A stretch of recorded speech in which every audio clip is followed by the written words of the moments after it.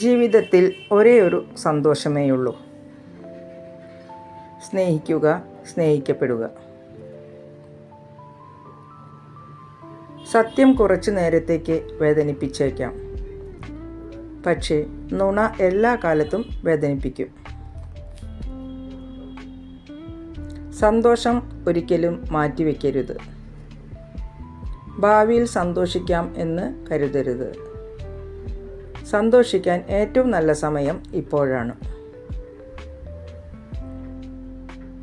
ഒരാളുടെ ജീവിതത്തിലെ വിജയം അളക്കേണ്ടത് എത്രത്തോളം ഉയരത്തിൽ എത്തിയെന്ന് നോക്കിയല്ല, മറിച്ച് എത്രത്തോളം പ്രതിസന്ധികളെ നേരിട്ടുകൊണ്ട് വിജയിച്ചു എന്നതിൻ്റെ അടിസ്ഥാനമാക്കിയാവണം.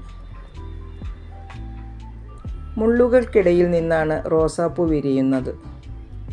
അതുപോലെ ജീവിതത്തിലെ പ്രതികൂല സാഹചര്യങ്ങളിലും നമുക്ക് വിനയം കൈവരിക്കാൻ സാധിക്കും.